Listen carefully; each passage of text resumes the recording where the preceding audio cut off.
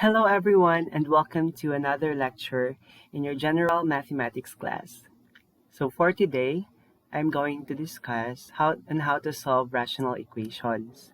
And I'll be presenting a step-by-step guide for you to master it. So before we proceed with examples and the step-by-step guide, let's have a quick review on how you add or subtract fractions. So there are two types of fractions. The first one is the where your denominators are common, or like. So in here, if your denominators are the same, you just simply add or subtract the numerators. Just like this example, we have a over b plus minus c over b. Since they both have the same denominators, which is b, so we just simply add or subtract A and C. So on the other hand naman, if we have unlike denominators, say B, A over B plus minus D. So we have B and D as denominators. What will happen is that you need to solve for the LCD, or the least common denominator. So in this case, the least common denominator of B and D is their product, which is BD. That's why we have BD here. And then what will happen next is just divide BD with B. You're left with delta. Multiply it with A, so D here. And then divide BD with delta. You're left with beta. And then you multiply it with C here. You have BC. That's why we have AD plus minus BC all over BD. Okay, so it's just a quick review. So it's very important that you know how to get least common denominators of rational expressions, and you also need to master first these strategies on how to factor polynomials, because it's factoring is one of the ways for you to get the correct LCD of given rational expressions. So what are the steps in solving rational equations? The first one is we need to eliminate all the fractions. So we can eliminate all fractions by multiplying the entire equation with the least common denominator. Okay, so that is our first step.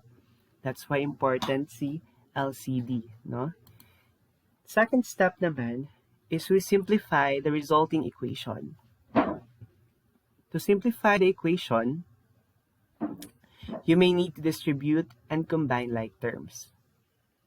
So mag-combine like terms, multiply, distribute. Yan. Simplify the resulting equation. Third one is to solve the simplified equation.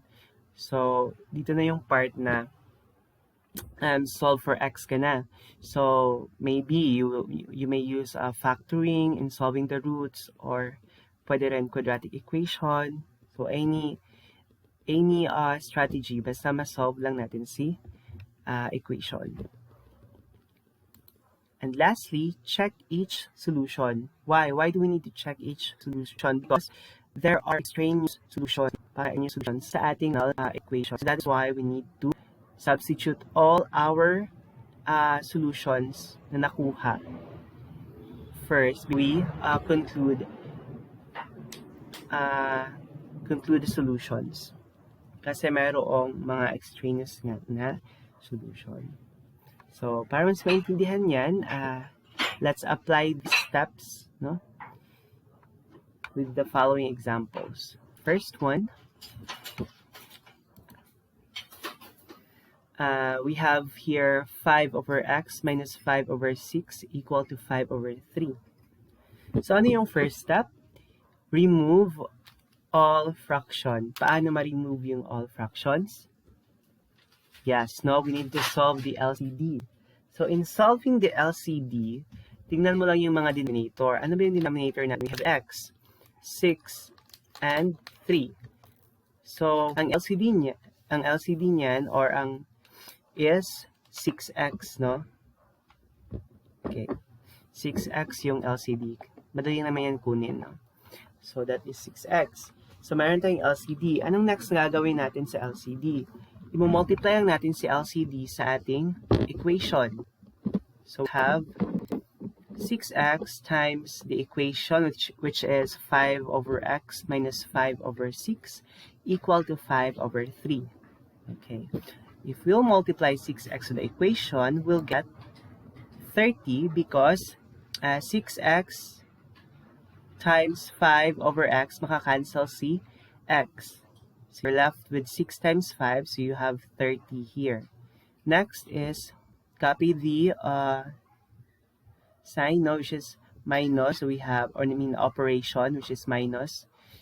So we'll have 6x times 5 over 6, makakancel si 6, no? Because it's in the denominator. So you're left with x. So kaya meron tayong 5x dito. And then equal to 5/3 times 6x. Si 6 can be divided by 3, di ba? So si 6 magiging 2 na lang when divided by 3. So you have 2x times 5. We have 10x. Okay, nakuha na natin yung first step. So the second step is to simplify, or like, so as what you can see, andyan, no, si x, tsaka si 5x, tsaka si 10x, no? So i-combine natin yan sila. So what will happen, we have 30 equal to 15x. So nilipat lang natin doon si negative 5x sa right-hand side ng ating equation. So step. And last step, the third step is to solve na yung values dito. So para ma-solve yan, we need to divide at x equal to 2. So yan na yung solution natin. However, kailangan natin i-check baka extraneous solution yan. So para i-check, simple lang naman. You just have to evaluate the equation or sa equation natin. So since we have x equal to 2, ayan, sinubstitute natin siya. Kung equal ba nga, yan siya with 5/3 si 5 halves minus 5/6. So, paano ba i-solve? First, kuha ka ng LCD ni 2 and 6. Ang LCD nila is 6. So, si 5 halves maging 15 over 6, no? Kasi, ang ginawa lang dyan is 6 divide 2, 3 times 5, 15. Kaya mayroon kayong 15 dyan. And then minus 5, copy lang yan.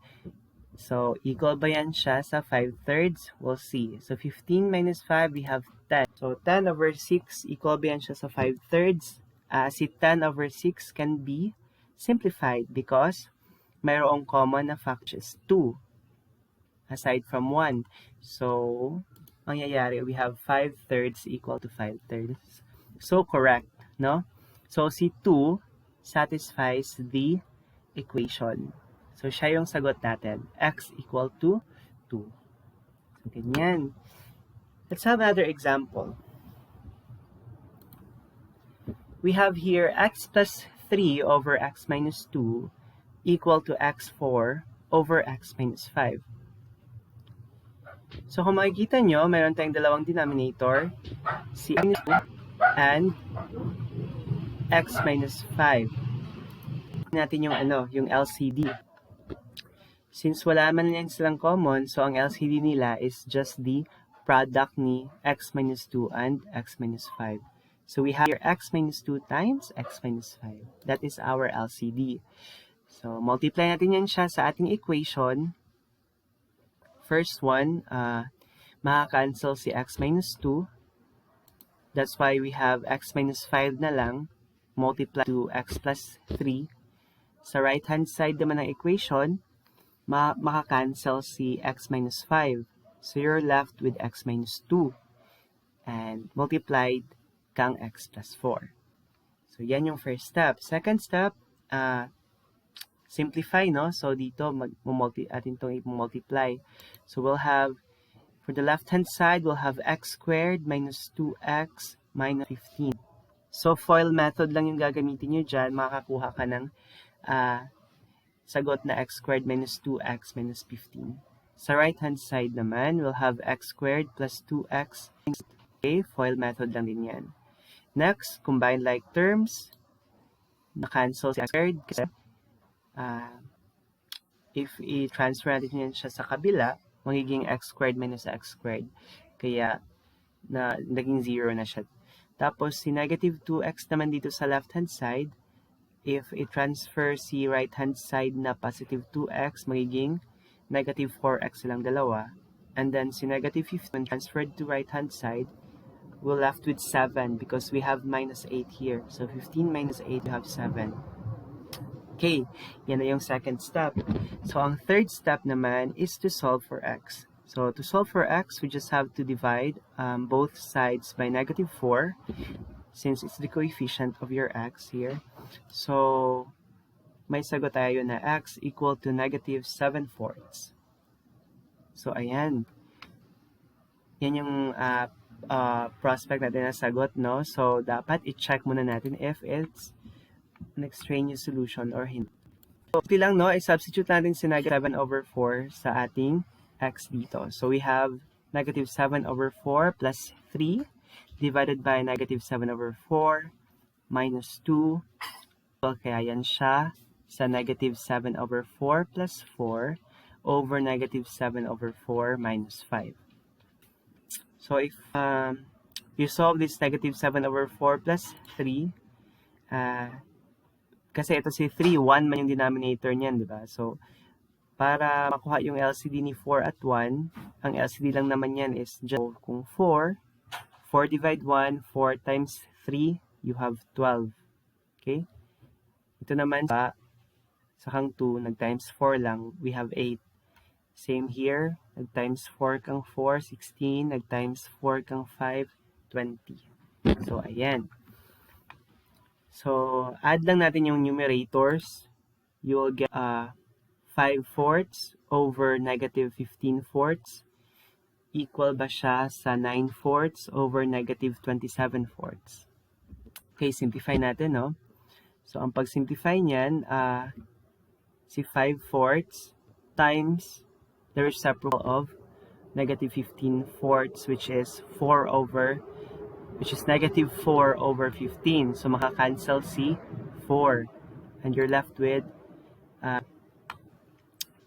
negative 1/3 because ang magkakuha mo dito is 5 over negative 15, which is common si 5, kaya mayroon tayong negative 1/3.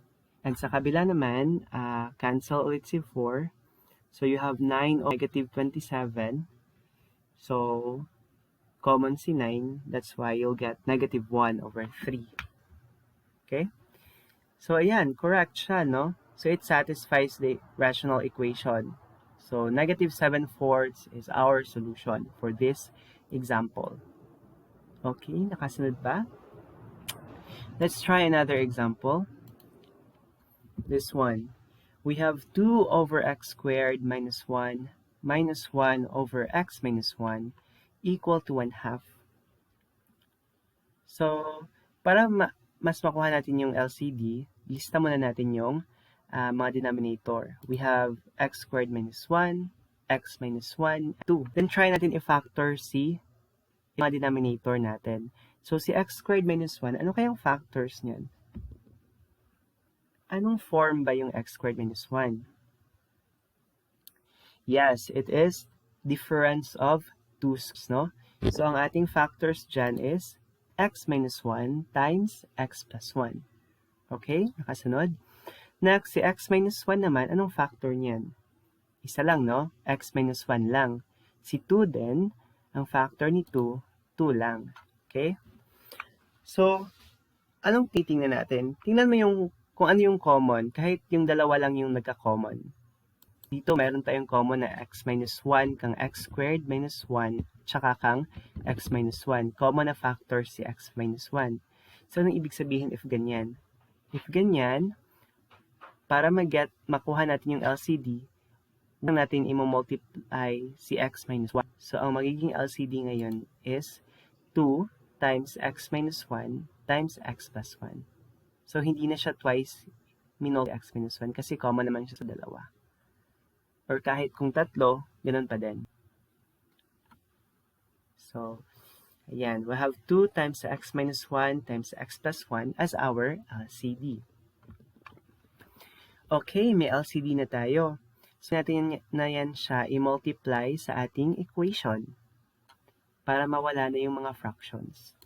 So, we'll have 2 over x squared minus 1 minus 1 over x minus 1 equal to 1/2 multiplied sa LCD which is 2 times x squared minus 1. Okay, naka-x squared minus 1 na siya because sa x minus 1 times x plus 1, x squared minus 1 naman din. Okay? So, ito, sa first na fraction natin, kapag i-divide natin to si 2 times x squared minus 1, you're left with 2. Diba? Kasi, makakancel si x squared minus 1. So, multiplied by 2, you'll have 4. Sa second naman na fraction, if i-divide si LCD with the denominator, which is x minus 1, you're left with 2 times x plus 1. Times 1, siya yun, andyan. Tapos, dito naman sa third na fraction, which is 1/2, pag i-divide si LCD sa denominator na 2, you're left with x squared minus 1. Times 1, kaya you have x squared minus 1. Okay, that's the first step. Wala ng fractions. Next is simplify. So, ito, negative sign multiplied by 2, multiplied by x, you have negative 2x. Ito naman, negative sign multiplied by 2, negative 2, times 1, you have negative 2, tsaka copy lang sa x squared minus 1. Now, combined like terms, you'll have x squared plus 2x minus 3 equal to 0. Bakit? Ito, si 4,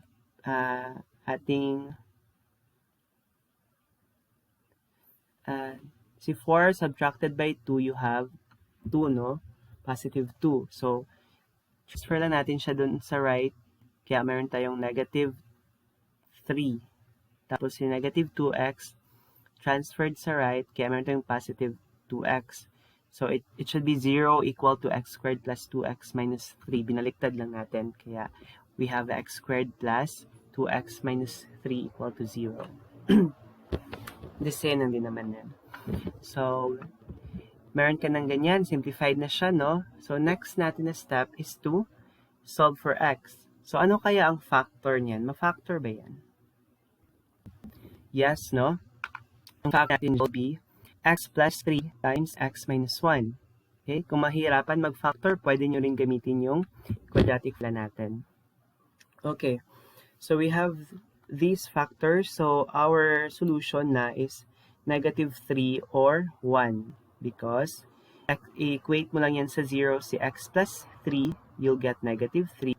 Pag i-equate din sa 0 si x minus 1, you'll get 1. So, next natin na step, stop dito. Huwag kalimutan yung last step natin, which is to check, no, for extraneous solution. So, first, let's try natin yung first natin na root, which is si 1. If x equal to 1, ayan, mag-substitute tayo ng values ni x na 1.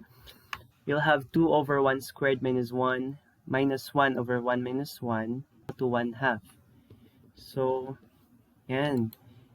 So, 1 squared minus 1, 0. 1 minus 1, 0. Ay, magiging undefined yung ating dalawang fraction, no? So, ibig sabihin, si x minus 1 is an extraneous solution kasi ma-undefine yung ating equation. So, how about naman kung x equal to negative 3? Pag i-substitute natin yan, you'll have negative 3 squared minus 1 for denominator sa isa, negative 3 minus 1.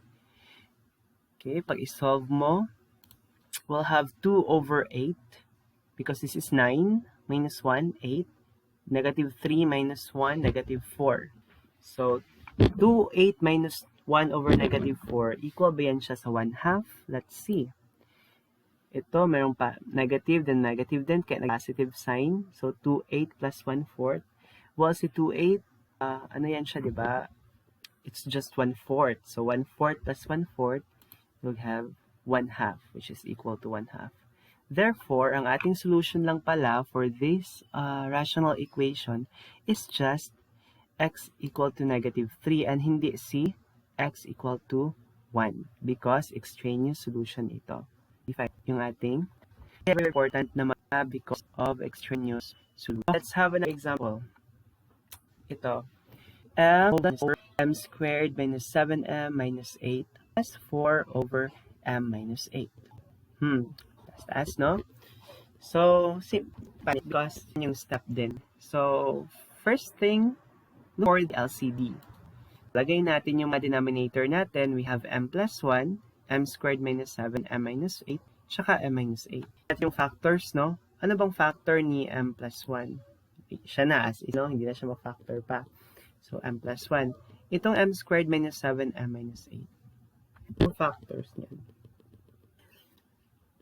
Actually, in solving rational equations, gawin din yung mga denominator kapag given like this, m squared minus 7, m minus 8. Tsaka meron kayong m plus 1, tsaka m minus 8. Parang doon yung hint na, hala, baka one of these ay factor ng quadratic.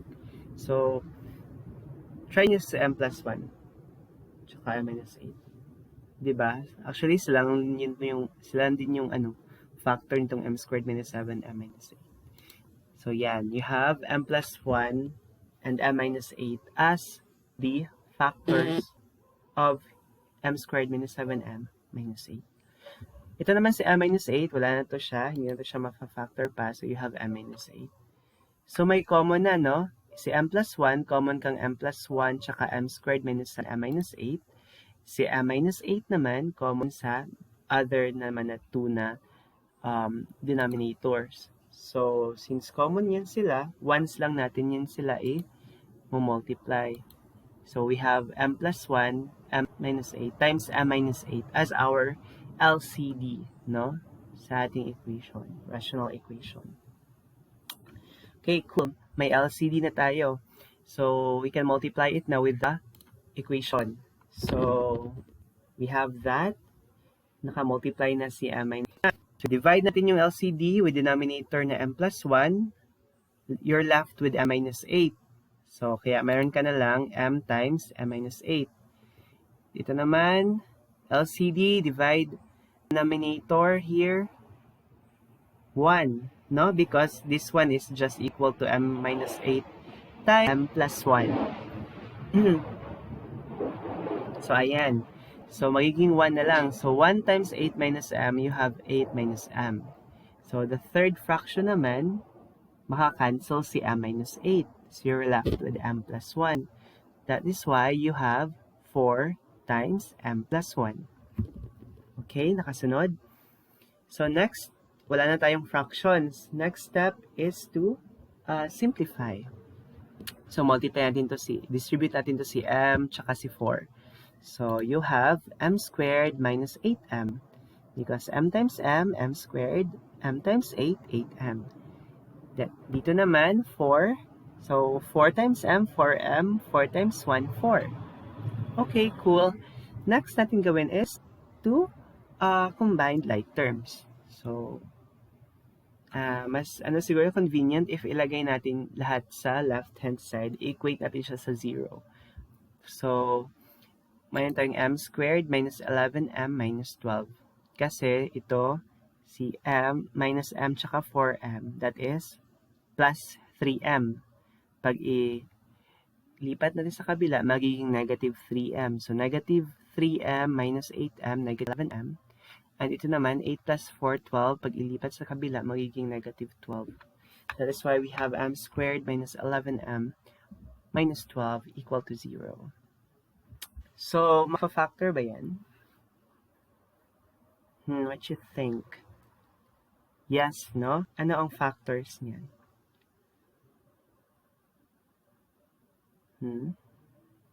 Yes, it is m plus 1 times m minus 12.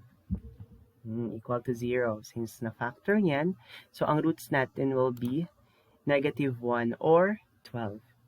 So, yan na ba yung sagot natin? Hindi pa, no? We need to check for extraneous solution. So, let's check. So, if x is equal to -1, substitute natin sa -1 kang m, we have this. Ayan, dito pa lang, oh, kita nyo na. So, -1 plus 1, alam mo na that is 0. Dito rin, oh. -1 squared, that is 1, minus 7 minus times -1, that is positive 7. So, you will have 1 plus 7, 8 minus 8, 0. So, naging undefined na tuloy yung equation. No? I mean, yung dalawang fractions. So, that's why hindi to siya part ng ating solution. It is an extraneous solution. So, how about si 12? Pag i-substitute natin, we'll have this. Okay? So, 12 plus 1, you'll have 13. Ito naman, 144 minus 7 times 12, that is 84. No, means 8. 84 ba? 70, oh. So, yan. So, pag i-solve mo to, you'll get -52. Tapos, ito naman, sa taas, we have -4 plus 4 over 4, 12 minus 8. So, ito si -4 over -52, that is -1 over -13, no? Kung ma-simplify kasi common kasi si 4 na factor. Tapos, ito namang 4 over 4, that is just 1. So, magiging positive to si -1 over -13. Ayan. Sige. Solve mo pa, you have 12 over 13. Okay.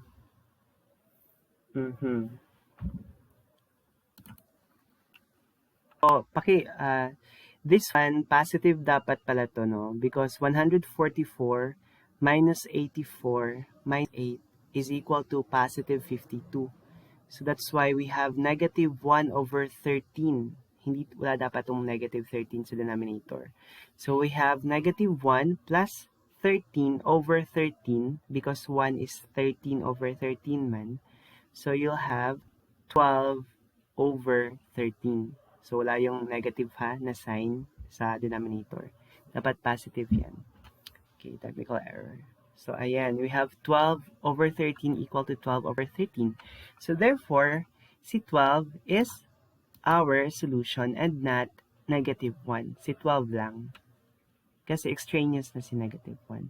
Magiging undefined yung ibang fractions ng ating rational equations. Okay, let's have another example. So we have 5 over 2x minus 2 equal to 5 over x squared minus 1 plus 5 over 3x minus 3. So first talagang gawin is maghanap ng LCD. Okay, lista natin lahat ng ng mga denominator. So we have 2x minus 2, x squared minus 1, tsaka 3x minus 3. Si 2x minus 2, anong factors niyan? So, use natin yung yung strategy ng factoring. So, mayroong by GCF, greatest common factor nila is 2. We have this, no? As the factored form of 2x minus 2. Si x squared minus 1 naman, as what you can see, difference of 2 squares yan. So, ang factored form yan is x minus 1 times x plus 1. Si 3x minus 3 naman, using GCF, you'll have 3 times x minus 1. So, kung may common ba? Yes, no? Si x minus 1. So, once lang natin siya ilalagay. So, therefore, the LCD now is 2 times 3 times x minus 1 times x plus 1. So, i-multiply lahat, no? Except yung common, once lang siya ilagay. So, meron na tayong LCD. So, pwede natin yan i-multiply sa ating equation para sa step 1. So, yan, you have this.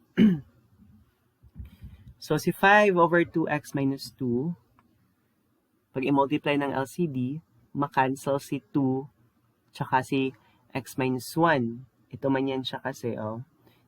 So, you're left with 3 and x plus 1. So, that's why you have 5 times 3 times x plus 1. Second naman natin na fraction, makakancel si x minus 1 tsaka x plus 1. Yan yung factored form ni x squared minus 1. So, you're left with 2 and 3. So, that's why you have 5 times 2 times 3. Sa third na fraction, ang makakancel naman dito is si 3 tsaka si x minus 1. No? Ito, oh. 3 tsaka x minus 1. So, you're left with 2 and x plus 1. So, you have 5 times 2 times x plus 1. Okay, wala nang fractions. Next is simplify. So, multiply. So, we have 5 times 3 times x, 15x. 5 times 3 times 1, 15. 5 times 2 times 3, 30. 5 times 2 times x, 10x. 5 times 2 times 1, 10. Combine like terms, you have 5x equal to 25. And so, therefore, x is equal to 5. Okay?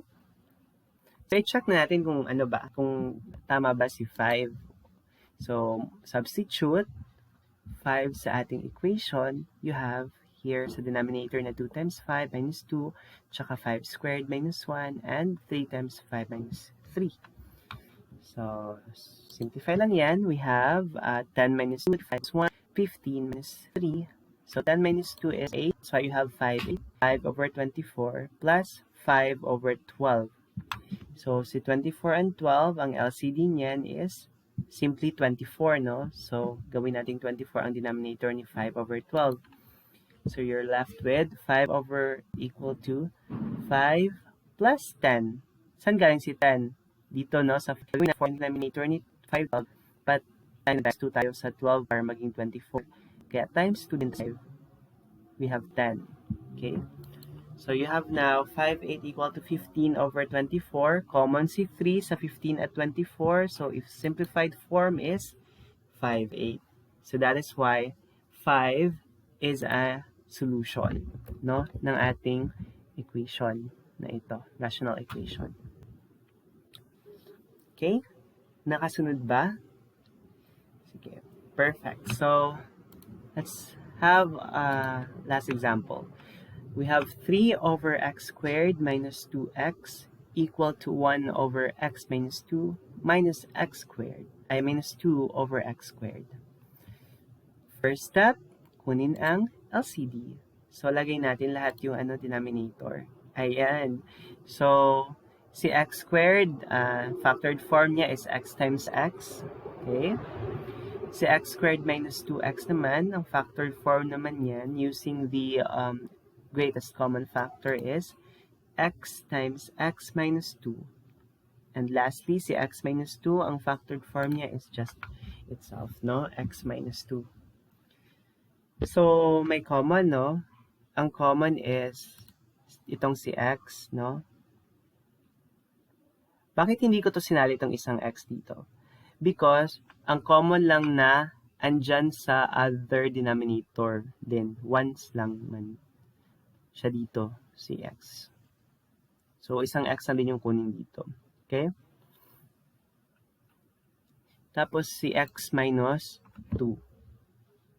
So, ang ating LCD ngayon is x squared times x minus 2.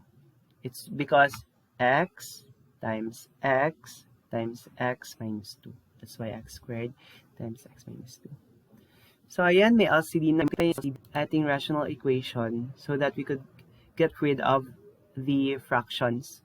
So, first na fraction, if you multiply sa LCD, makakancel si x2 tsaka yung isang x. So, you're left with ito, si x na lang. So, we have 3x. Now, this one. Ito yung matatanggal sa ating LCD, kaya ang left na lang is x. Sa second na fraction naman, ang matatanggal is si x minus 2. That's why you're left with x squared times 1 x squared. Sa third na fraction, ang ma-eliminate or maka-cancel is si x squared, no? Si x squared yung denominator. You're left with x minus 2. So that's why you have here 2 times x minus 2. Okay.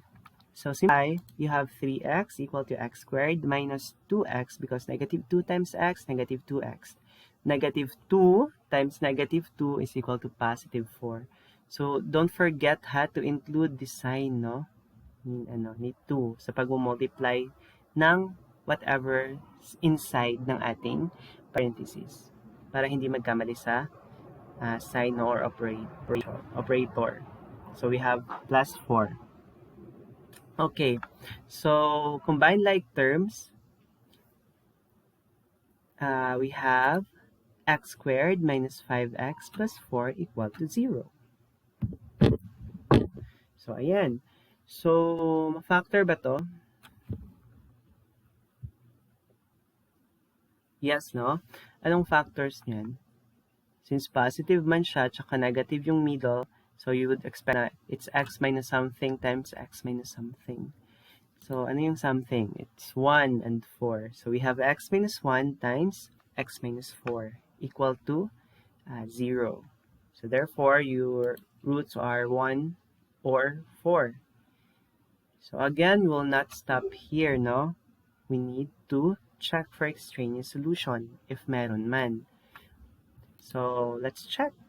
If x is equal to 1, if we substitute natin siya, we'll get this. So we have 1 squared minus 2 times 1, that's just negative 1. 1 minus 2, negative 1. 1 squared, 1. So you have 3 over negative 1 equal to 1 over negative 1 minus 2 over 1. So that is just negative 3. Tapos ito siya magiging negative 1 minus 2. So that's why we have negative 3 equal to negative 3. So therefore, si x equal to 1 is a solution. How about 4? If we substitute natin, we'll have this. Okay, 4 squared is 16. 2 times 4 is 8. 4, okay, 2. 4 squared, 16. Okay, so we have here 16 minus 8. 8. 4 minus 2, 2. 2 over 16, if we simplify, 1 over 8. So, is 1 half minus 1 over 8 equal to 3/8? We'll see. So, 2 and 8, LCD niyan is 8. So, that's why si 1 half naging 4, 8 na. So, yan. So, minus 1, that's why we'll have 3/8 equal to 3/8. So, correct. So, in this case pala, we have two solutions, no, for the rational equation. We have 1 tsaka 4. So, that's why wala siyang extraneous solution for this one. So, we have 1 tsaka 4. Okay? So, ganyan lang, no? This is the step in solving rational equations. It's very important to find the LCD. So, ang pagkuha ng LCD, no, i-express natin into factored form ang mga denominator para mahanap kung one as a factor ng ating LCD. So, next step is to multiply the equation with our LCD to get rid of the fractions. After that, simplify. You may multiply or just perform the operation, no? There na present. So, distribute or add, subtract, like terms, ganyan. And then, equate it to 0 to solve for the roots, no, ng x. You may solve it by using factoring or other strategies, no? Like quadratic formula. And then, pag meron ka ng roots, you will not stop there. You need to check for extraneous solution. And if wala, so all the roots will satisfy, and that will be your solution. And if meron namang extraneous solution, you eliminate it, and you just have to stick with the solution na nagsasatisfy ng ating equation. So that's how you solve rational equations. I hope na may natutunan lang kayo today, class, and see you for our next lecture. Goodbye.